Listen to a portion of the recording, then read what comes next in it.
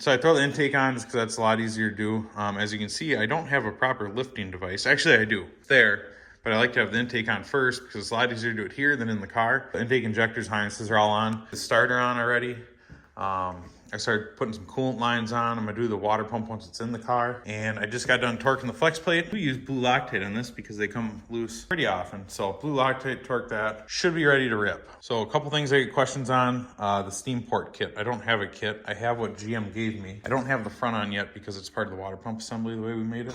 The rear is a factory one that we just flipped and kind of bent around and then welded this shut. So this, it's basically the same as having the caps back here. I just didn't have the individual caps. And then the front is a stock one as well that runs down to the water pump. It is a Victor Jr. intake, which I'm gonna go on a limb and say it's probably the worst intake you could ever pick for a boosted motor.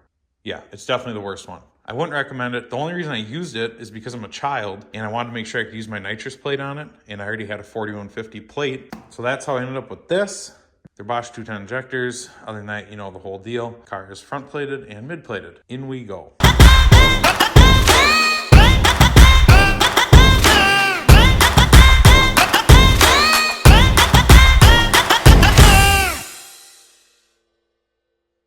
Okay, so typically installing an engine video is not very exciting at all or whatsoever. But I get some questions. And I figured now, before I address this thing with the turbo kit, would be a good time to show a few things and explain them. So there it is. It's pretty disgusting. I think I'm just gonna start at the bottom. I get a lot of questions on the fuel system. It's a belt drive Aeromotive. It's 6 gallons per minute. This is the same one we maxed out on the methanol. So I can tell you it's good for about 1,200 on methanol. I don't know if there's an issue with it or if that's just, it is what it is. Research had told me it was gonna be good for a little bit more than that, but here we are. So either way, the car's gonna go back on 85 this year, but I get a lot of questions on how I'm running it and what bracket I used. So as you can see, this is a Brian special here. So I really wanted to run the HTD pulley. When I talk about the HTD pulley, it's this right here. It's an ATI super dampener, but it's got the drive on the back side. For years, I ran the big dongle out front to run like Maltonator and other things on previous setups, and I hated it. Things out here flopping around, it would come loose. It just wasn't pretty. It took up a lot of room. So when I saw this come out, I was really excited about it because worst case, even if I lose a belt, it'll probably stay back there. So I wanted to run this, which brought me to the pump situation. Now, as you can see, there's a little bit of goofiness going on with the pulley. The reason for that is at the time, I don't know if anybody's made one since then, nobody made a pulley with the correct gear ratio to run off the HTD.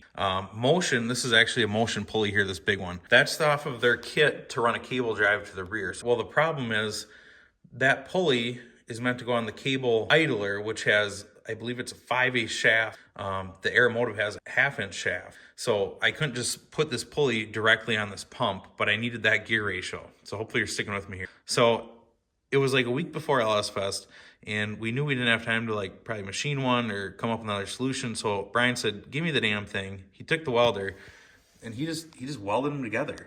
So we welded the Motion pulley onto the factory pulley from Aeromotive, and this has actually worked out pretty mint. It's truer than true can be. I don't know how he did it, but he did it. So this actually works out really well. It's never tossed a belt.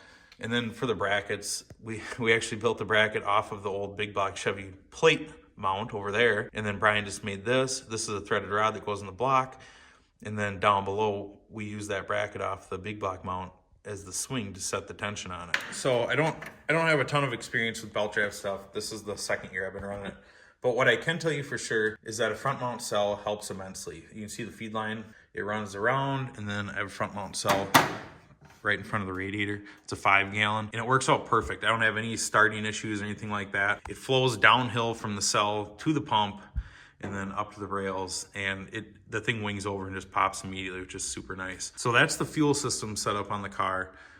It's actually pretty budget friendly. The 6 gallon per minute I bought used off of Logan's car. I got it pretty cheap actually. And then, like I said, we made the brackets. I think I spent more on the Motion pulley that we butchered than I did probably on the pump and the lines. And then Brian made the cell.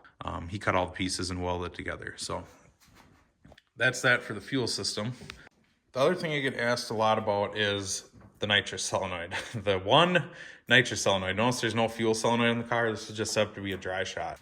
What happened is when I bought the 107, we knew we were going untested across the country and we didn't want to roll the dice and get there and the thing not spool. So I thought, well, as long as I got this old plate kit, this is off my small block actually. And like I said, that's why I use this intake, so I could just reuse the plate kit. So we threw this on here. It's jetted for like a I think it's jetted for like a 200 right now. Dry, which I was hoping the Holly could just kind of take the wheel when I spray it. I plugged, I don't know if you can see it. I just welded the plug shut on the fuel side of the plate. So it just acts like a dry setup right now. I have never used it. The car spools just fine with the converter and the cam I have.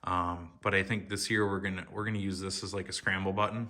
Everything's wired and plumbed to the car. I just need to get a feed line and a tank or a bottle in the car, and then it should just be like a self-destruct button. Just press the button and it blows up.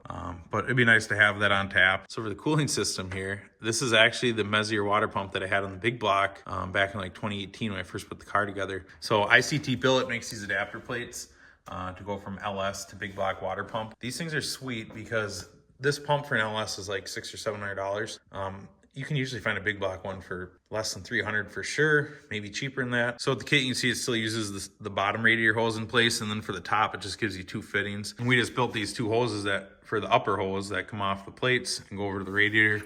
Brian welded on these double inlets here. The radiator is off of Amazon. I think I paid $100 for it maybe. And then Brian just kind of did Brian things to it, and he welded some stuff on it and mounted it and chopped it up a little bit, but works pretty well. It's a Spall fan. The fan moves quite a bit actually. I've never had any overheating problems with the car, even on a hot day.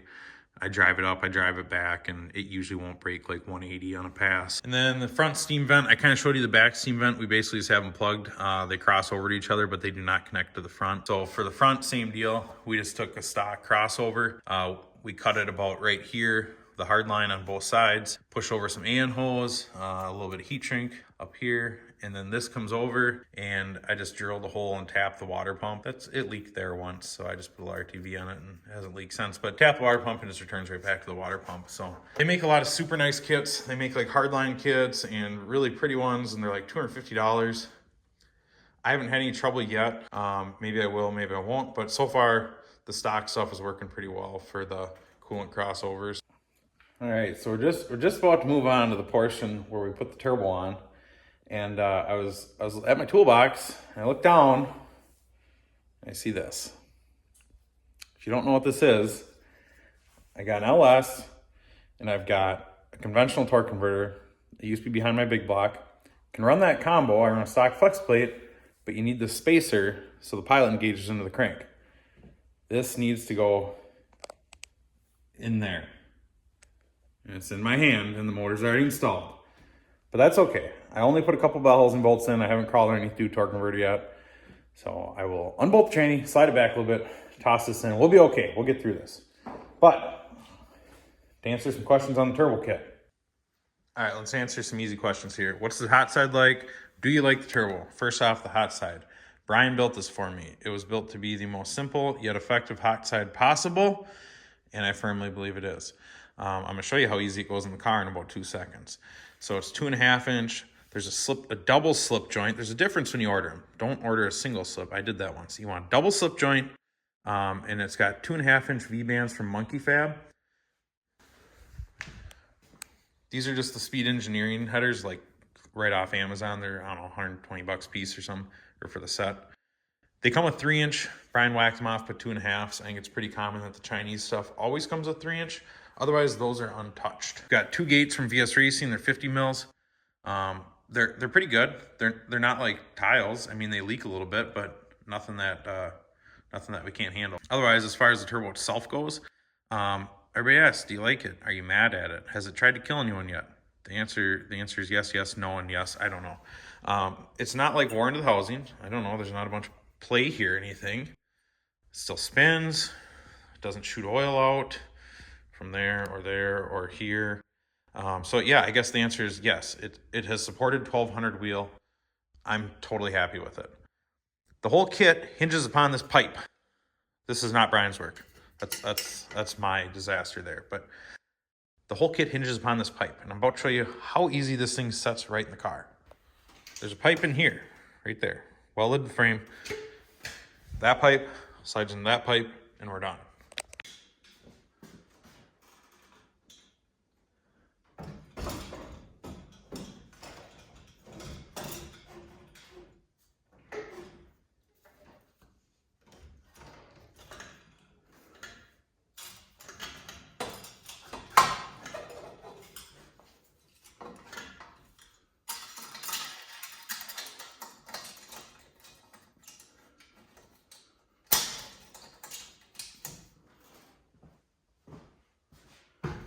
It's that easy. That's it. Tighten that, put charge pipe on, hook up the CO2, wham! And that's it. She's in, it's ready to go. I gotta button up a few little odds and ends on it, but hopefully this video gave a little bit more insight into like the turbo kit and the fuel system, cooling system, things like that. So like always, if you go on nonameracecars.com, go to build sheet, all of the part numbers are there. You might be missing a couple, but I'm gonna keep updating it. So stand by for more. Next week, we're gonna fire this thing in that video.